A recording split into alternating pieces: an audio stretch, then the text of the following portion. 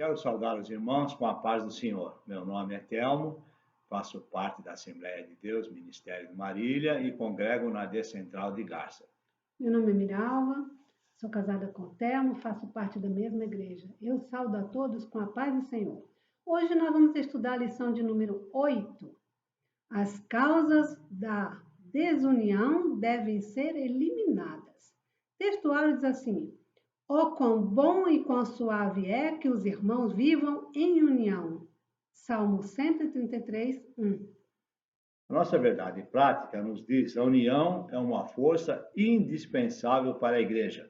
É um testemunho diante do mundo e um estímulo para o crescimento da obra de Deus. A nossa leitura bíblica, ela se encontra no livro de Neemias, no capítulo 5, verso 1, e do verso 6 ao verso 12. Os irmãos podem ler esses versículos para saber do que se trata, né? A nossa introdução nos fala assim: nesta lição, nós vamos estudar o conflito que ocorreu entre os judeus, os que haviam ficado na terra, principalmente aqueles que haviam ficado na terra. Foi um conflito de classes. Vamos ver qual era o problema e vamos ver qual foi a solução que foi dada, como foi resolvido esse assunto, né? O nosso primeiro tópico, a união caracterizava os judeus libertos do cativeiro. Qual é a base da união? Vamos ver as bases da união do povo que voltou da Babilônia e vamos dividir em alguns itens. No item A, todos eram do mesmo povo. Ao contrário dos que vieram do Egito, onde havia uma mistura, ou dos samaritanos, que eram um povo misto, os judeus que haviam voltado eram todos do mesmo povo, criam no mesmo Deus, o altar havia sido renovado, o templo havia sido levantado. Agora podiam dar o devido culto a Deus. No item B, todos haviam experimentado o despertamento. Todos que voltaram da Babilônia haviam experimentado esse despertamento. Esse despertamento começou com Daniel. Todos haviam participado da reconstrução de Jerusalém, todos tinham uma base para. Agora eles têm uma base para a união. No item 2, esta união entre os judeus simboliza a união que deve haver na igreja de Deus, na igreja de Cristo. Na igreja que tem união entre os membros, tem muitas coisas que nos unem numa igreja. Todos experimentamos um novo nascimento. Todos nascemos de novo através de Cristo. Então, se uma pessoa nasceu de novo, deve ter esse amor de Cristo uns pelos outros. Amém. Todos nós experimentamos Porque senão um novo não nascimento. nasceu de novo. Exatamente, é esse o ponto. Todos nós amamos uns aos outros porque nascemos de novo, exatamente por isso. Cristo derrubou o muro que nos separava. Não há mais gentio, nem judeu, nem grego. Agora nós somos a família de Deus. No mundo inteiro. No mundo inteiro. Amém. Isso serve para todos os povos. Para todas as igrejas. A nossa união não está baseada em aspectos humanos, tais como nacionalidade, nível sociocultural. Todos somos um em Cristo. Gálatas 3:28.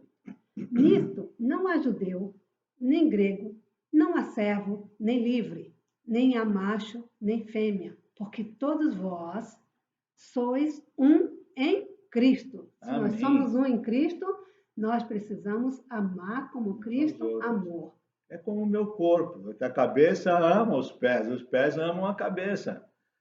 Temos união porque o Espírito Santo está na igreja. Ele é a cola que nos une.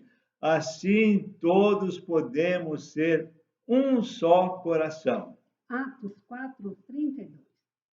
E era um coração e uma alma da multidão dos que criam. E ninguém dizia que coisa alguma do que possuía era sua própria, mas todas as coisas lhe eram comuns. É isso. Nós temos o egoísmo de dizer assim: isso é meu, Isso é meu. O carro é meu, a casa é minha. Minha casa. Meu Nada carro. é meu, tudo Amém. é de Deus. Quando o Espírito Santo habita em nós e na igreja, temos união uns com os outros. Vamos ver algumas bênçãos para a igreja quando nós temos união. Vamos ver alguns itens. Primeiro, Os crentes sentem apoio espiritual para a sua vida. Em nossa vida, nós sofremos preconceitos, críticas, isolamento na família, na escola, na sociedade, no trabalho. Desta forma, sofremos algumas desilusões e problemas. Quando chegamos à igreja, nós somos bem recebidos. Deveríamos ser. Deveríamos ser bem recebidos. E agora o nosso pastor está implantando discipulado, que vai ser muito bom. Quando o amor predomina entre os irmãos, então podemos falar como está escrito no Salmo 133. Eu amo esse salmo. Eu também, eu amo porque demais. Ele fala muito comigo. Comigo também. Salmo 133, do 1 ao 3. Ó, quão bom e quão suave é que os irmãos vivam em união. É como um óleo precioso sobre a cabeça que desce sobre a barba de Arão, e que desce a orla das suas vestes, como o orvalho de Hermon, e como que desce sobre os montes de Sião, porque ali o Senhor ordena a bênção e a vida para sempre. Amém? É lindo esse salmo. Muito lindo, muito lindo. É muito bom o que a Bíblia aconselha. Amém. Amém. Serem unidos os irmãos. E isso, quando eu falo irmão, não é só irmão de sangue, irmão de carne, é marido e mulher, é irmãos mesmo de paternidade, é filhos, pais, é irmãos da igreja, é a humanidade de modo geral. Amém. Amém? No item B, na igreja, levamos as cargas uns dos outros. É isso que nós devemos fazer. Gálatas 6:2. Levai as cargas uns dos outros, e assim cumprireis a lei de Cristo. Amém. A lei de Cristo é bem clara. Exatamente. Se o teu irmão está sofrendo, sofre com ele. Se coloque no lugar dele. É isso, a oração principal que nós fazemos é exatamente essa. Nós sentimos o que o irmão está sentindo. Existem cargas que nós devemos levar sozinhos, mas tem cargas que nós podemos dividir com os irmãos. Assim podemos nos ajudar uns aos outros. Ouça o seu irmão, isso é muito importante. Podemos nos ajudar em oração, contribuindo com alguma coisa, né? Sofrendo junto, porque só da pessoa desabafar, às vezes o seu sofrimento já alivia. Que bom saber que na hora do aperto temos alguém para nos ajudar em oração. Devemos orar uns pelos outros. Outro item, a união nos faz fortes. Podemos ver o exemplo do rebanho. Uma ovelha sozinha, ela está desprotegida. Mas quando está no rebanho, ela está protegida. Assim somos fortes se somos unidos. Uma pedra na beira do caminho você tira e joga para o outro lado. Mas uma pedra no meio do concreto você não consegue tirar. É bem diferente. Outro tópico, a igreja que vive em união, uma igreja que vive em união, dá testemunho de Jesus. Haverá amor para com todos os membros. Jesus diz que através dessa união, o mundo conhecerá que nós somos de Cristo. João 17:21. Para que todos sejam um, como tu, ó Pai, o és em mim, e eu em ti, que também estes sejam um em nós, para que o mundo creia que tu me enviaste. Amém. Se o mundo não vê esse amor em nós, Thelma, vai ver em quem? Exatamente. Não é? Não vai acreditar em Cristo, né? Claro. Se tivermos união ao amor, o mundo saberá que nós somos de Cristo. João 13:35. Nisto todos conhecerão que sois meus discípulos, se vos amardes uns aos outros. Amém. No item 3, essa união é uma verdadeira força. Por causa da união que havia entre os judeus, que haviam retornado, foi que esta união, porque foi assim que eles venceram os desafios. Puderam construir o templo e puderam reconstruir os muros, porque tinham união. Essa mesma união é o segredo da vitória da igreja. É o óleo que desce da cabeça de Arão, sumo sacerdote, que desce da cabeça do sumo sacerdote Cristo. Por isso vivemos em união. É como o orvalho do Hermon. Sabe qual é a comparação? O Hermon tinha um orvalho e eles plantavam uma árvore e colocavam uma pedra lisa para que o orvalho escorresse e regasse a árvore. É esse mesmo amor, é esse óleo. Jesus, em sua oração, pediu que nós fôssemos um só, assim como Deus, Jesus e Espírito Santo são um. João 17, 22. E eu dei-lhes a glória que a mim me deste, para que sejam um, como nós somos um. Amém. Ele estava falando do Pai dele. Exatamente. Minha nós somos um só. Por isso que nós temos essa paz interna. Nós sabemos que somos um só. É como nos diz o autor de Eclesiastes. Eclesiastes 4:12. E se alguém prevalecer contra um, os dois lhe resistirão. E o cordão de 3 dobras não se quebra tão depressa. Se nós tivéssemos desunião, quando alguém chegasse à porta para nos enfrentar, enfrentaria um, agora nós enfrentamos dois. Quando a igreja tem união, o inimigo não consegue chegar, porque tem que lutar contra toda a igreja. Contra muitos. Contra muitos, exatamente. No tópico 2, a união entre os judeus estava ameaçada. E qual era essa ameaça? O problema era a grande diferença social. Hoje nós estamos em um tempo de grandes diferenças sociais. Os pobres são muito pobres, os ricos são muito ricos. No meio dos que retornaram da Babilônia, acontecia isso. Os ricos exploravam os pobres, eram agiotas e ganhavam muito dinheiro, exatamente como no dia de hoje. Os agiotas vivem de extorquir os mais necessitados. O nosso sistema bancário aqui, principalmente no Brasil, é um agiota oficial. Cobram juros de até 18% ao mês. A inflação é 3%. Pior que isso, os nossos líderes não reagem. O que você ia falar, Mira? Eu ia falar que tem agiota dentro da igreja? Infelizmente, tem. Eu conheço e não vou falar o nome. Isso é uma verdade que não deveria acontecer. Exatamente. Quando emprestares a teus irmãos, não empresta com usura. Amém. Não é? Os pobres tinham de tomar dinheiro emprestado para se poderem manter. Passavam grandes dificuldades. Os ricos cobravam juros extorsivos. E a palavra de Deus, ela proíbe a usura. Êxodo 22, 25. Se emprestares dinheiro ao meu povo, ao pobre que está contigo, não te haverás com ele como um usurário. Não lhe empreste com usura.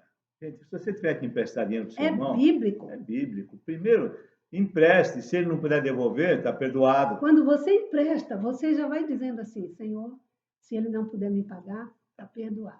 É isso que eu faço. Ou então mesmo. Não empreste. Exatamente. Mas a juros excessivos, isso não pode acontecer. Fazer.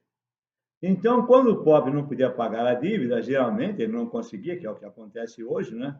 Os agiotas tomavam as suas casas, as suas propriedades, hoje o seu carro, a sua roupa, tomavam os seus filhos como servos.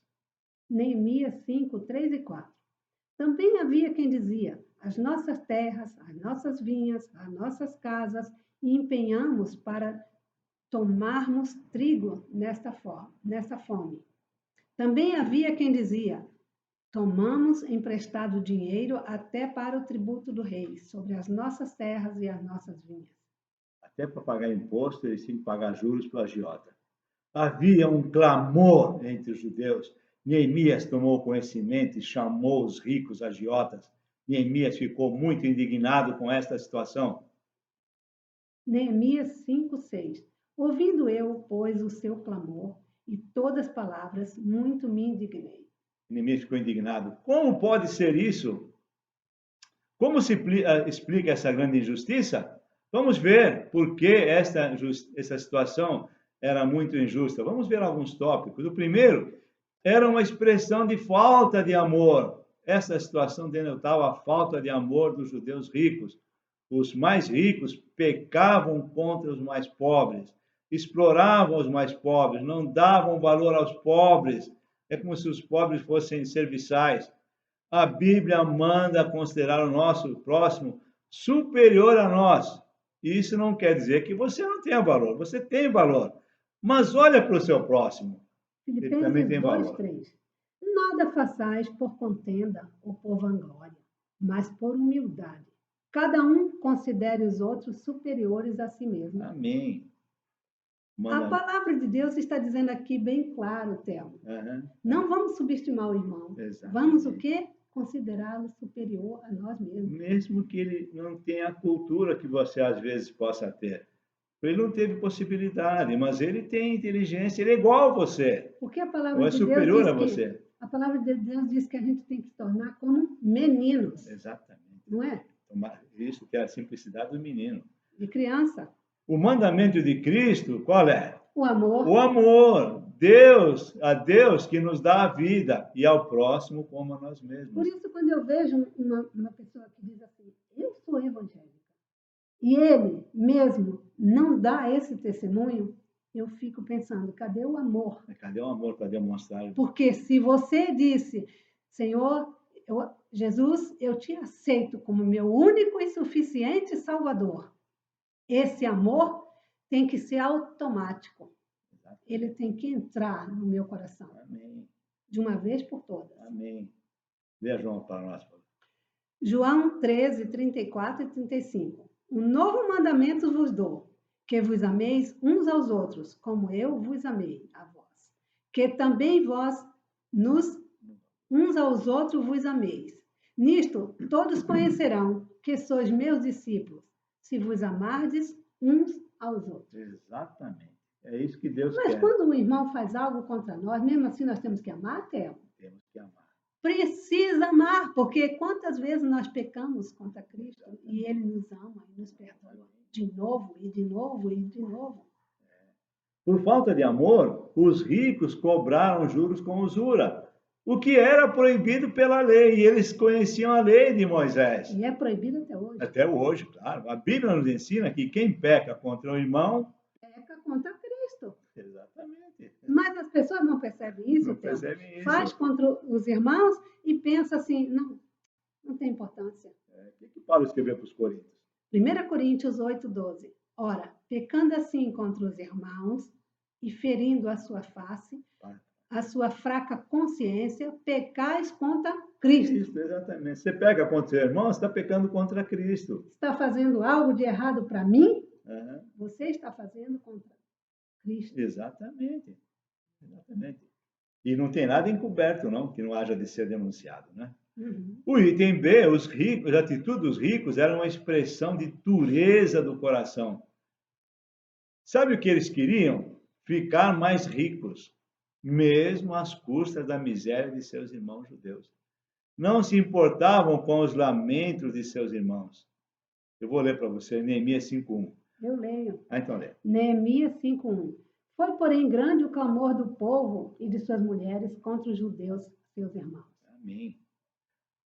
A opressão faz endoidecer até o sábio, principalmente o sábio, ele se revolta contra a opressão, porque ele não suporta olhar isso aí. Se você quer ser sábio, meu irmão, olhe para a opressão e diga, não posso fazer isso.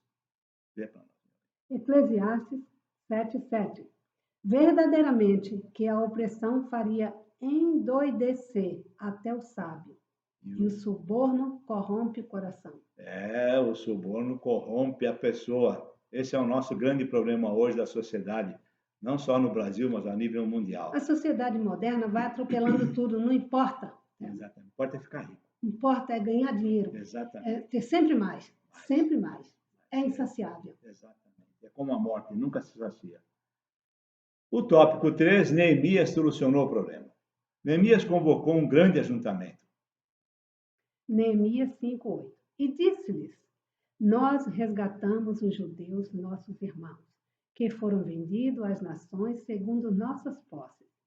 E vós outra vez venderíeis a vossos irmãos, ou vender-se-iam a nós?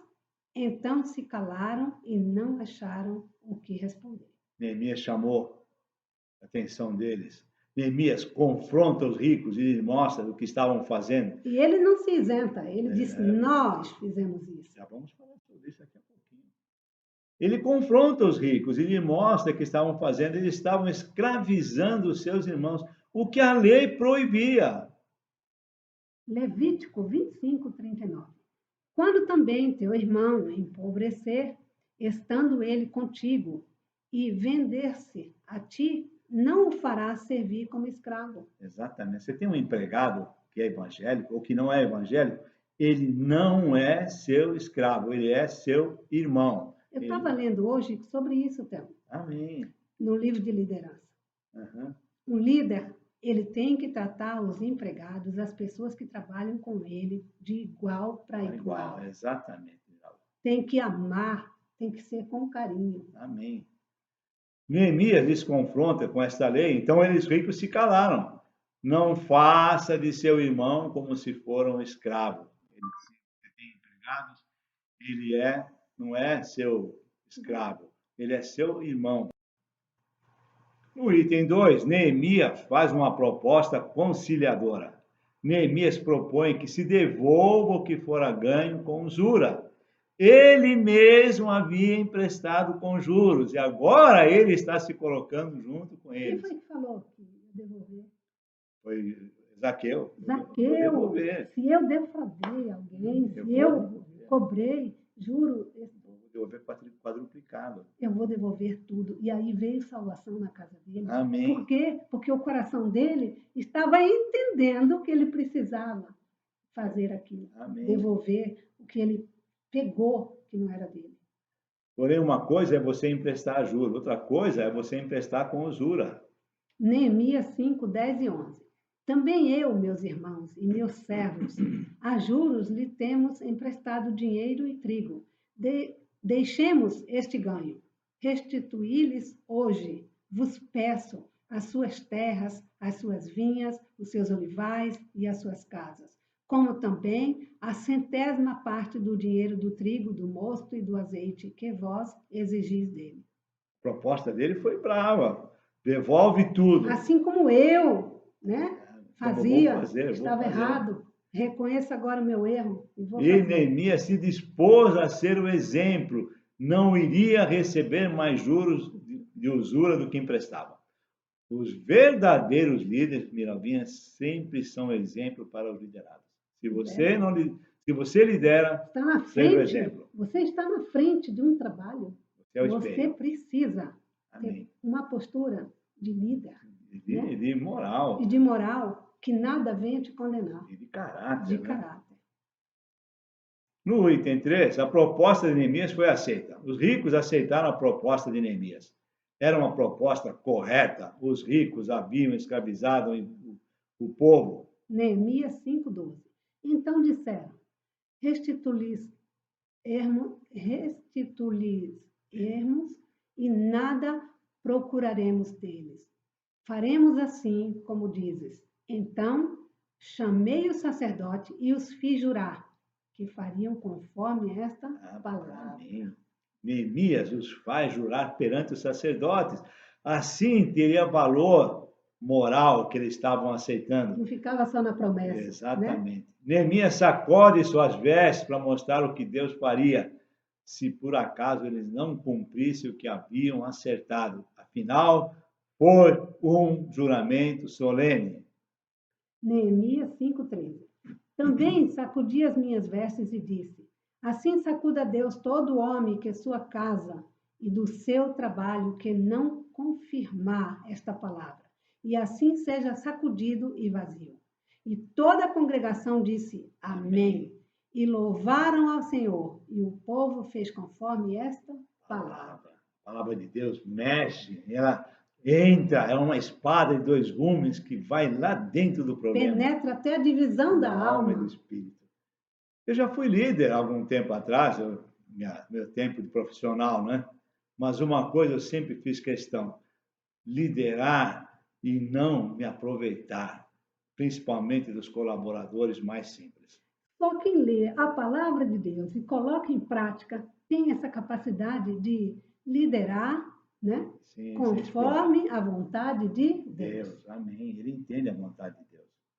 No tópico 4, a paz voltou a reinar entre os judeus. Surgindo um problema entre os judeus, entre os irmãos, deve ser tratado com muita diligência. E aqui estamos falando dos nossos dias hoje. Quando o líder não tem conhecimento sobre assuntos, ou é desinteressado, negligente, pode ser uma contaminação grave.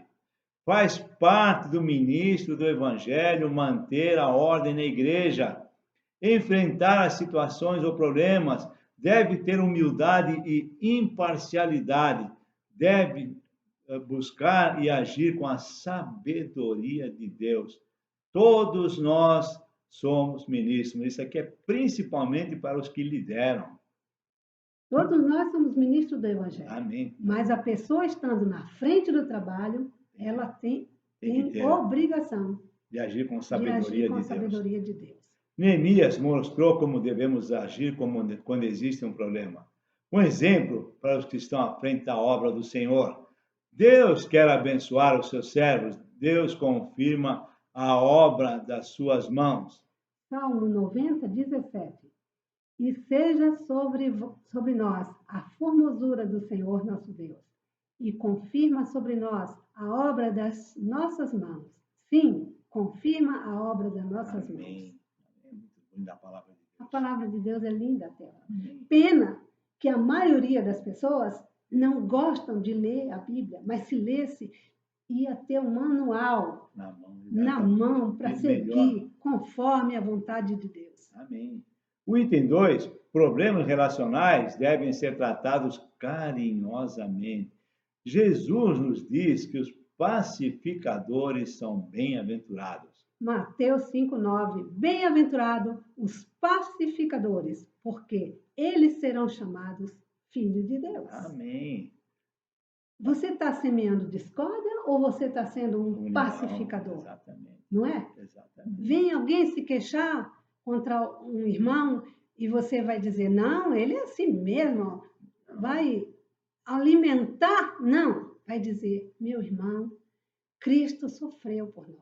E nós devemos suportar os nossos irmãos em amor. Exatamente. Esse é o ponto da nossa fé. Um tópico é a desunião. A desunião é uma obra da carne. E esta desunião entristece o Espírito Santo. O Espírito Santo não gosta de desunião. Não devemos entristecer o Espírito Santo. A desunião destrói a comunhão. A falta de união entre os irmãos destrói a comunhão. Quando eu participo da Santa Ceia, eu sempre troco o cálice com o irmão e digo, eu tenho comunhão com você. E troco com a minha esposa aqui, minha Miralvinha. Nós temos comunhão. Graças a Deus. E a desunião acaba com o amor entre os irmãos. Rompe o irmão entre os irmãos, o amor. Efésios 5:2. E andei em amor, como também Cristo vos amou, e se entregou a si mesmo por nós, em oferta e sacrifício a Deus, em cheiro suave. Amém. Andar com amor, é isso que tem que fazer, é isso que Cristo pede. Jesus orou para que nós fôssemos um, assim como Ele é um com o Pai, assim como Cristo é um com o Pai. E no item 3, no item C, devemos cultivar nosso testemunho. O nosso testemunho de salvação em Jesus Cristo tem que ser a nossa união, o nosso amor fraternal. Esse é um testemunho que o mundo olha e vê. Puxa, você vê aquela igreja como tem união entre eles? Você vê aquele casal como tem união? Você vê aquela escola dominical como tem união? É isso que nós precisamos mostrar. Conclusão. Nesta lição, estudamos sobre as causas da desunião. Vimos as suas consequências, que são graves. Estudamos como devem se portar os líderes. Os judeus que reconstruíram os muros, eles só conseguiram porque tinham união. Os que fizeram o templo, que Zorobabel e Esdras, só conseguiram porque tinham união. As famílias também precisam de união. Os casais e seus filhos não são concorrentes. Eu não sou seu concorrente, minha vida. Não luto contra você. Exatamente. Eu luto a favor. Amém. A favor de nós. Vamos parar de lutar um contra o outro. Exatamente. E vamos lutar por nós. Vamos construir um muro em volta da nossa família. Em volta de nós. Em volta de nós. Não entre nós, na volta de nós. Muito bem. Porque nós somos sócios de um mesmo DNA. Meu filho tem 50% do meu DNA. Meu neto tem 25%. Meu bisneto tem 12,5%. Ele não é meu concorrente. Ele tem o meu DNA. Marcos 3, 24 e 25. E se um reino se divide contra si mesmo, tal reino não pode subsistir. E se uma casa se divide contra si mesma, tal casa não pode subsistir. Então, a união aqui agrada a Deus. Se eu não tenho união aqui entre eu e você, não tem união não entre tem Deus. união entre Cristo. Exatamente. É quebrada essa união. Essa nossa união é o que nos une. Aqui na horizontal, com Deus na vertical. Se não há união aqui, também não há união com Deus. Não posso dizer assim, não, eu sou um verdadeiro cristão se não há união Entre aqui. nós, exatamente. Porque quebrou, e se quebrou, o que acontece? Quebrou com Deus. Outra coisa que aprendi nessa lição, que para mim é muito importante, eu não devo ter lucro sobre meus irmãos da igreja, sobre meus parentes. Se não posso ajudar, se não quero ajudar, também não devo atrapalhar. Quando há união, há paz. Se você está com problema no seu relacionamento, no casamento, na família, no trabalho, em sua igreja ou em qualquer lugar, pare imediatamente e trabalhe pela união. Se quebrou a união, reconquiste, não é? Amém. É isso aí, Miriam. Vai reconquistar, não vai divorciar e partir para outro. Não, isso não é a solução. A solução não é esse, não é a solução é reconquistar. Exatamente. Não tenha orgulho em pedir perdão. Eu não vou pedir perdão, afinal eu estou certo. Meus irmãos, olha para dentro de você. Você sempre está certo. Então, meu irmão, mesmo que você esteja certo, peça perdão. Perdoe, mesmo que você esteja certo. Olha para Jesus o que ele fez. Pai, perdoa, eles não sabem o que fazem. Tem um ditado que do meu avô, que eu gosto muito. Mais vale um péssimo acordo que uma ótima demanda. Meu irmão, se for possível, tenha paz com todos, tenha união com todos. Romanos 12, 17 e 18. A ninguém torneis mal por mal. Procurai as coisas honestas perante todos os homens. Se for possível, quando estiver em vós, tende paz com todos. Tende paz com todos. A palavra de Deus é clara, ter paz com todos. Se possível, mas tem que ser possível, né? Meus irmãos, eu vou orar então para encerrar a lição. Pai, nós te agradecemos, Senhor, por mais esta lição que o Senhor nos permitiu ministrar. Agora abençoa, Senhor, para que possa fazer o efeito que o Senhor quer. Abençoa nosso Pai e nos guarda. Que haja união entre os irmãos, que haja união entre as famílias, Pai, que possa haver união no meio do teu povo, no meio das famílias. Senhor, eu te louvo por mais essa oportunidade. E eu te peço, Pai, fala aos corações de cada um. Fala aos corações de cada um que vai assistir essa lição. Amém. Que eles possam entender qual é o teu propósito, o que a tua palavra quer dizer com a união, com o amor. Pai, eu te louvo por essa oportunidade. Amém. Em nome de Jesus Cristo. Amém. Amém.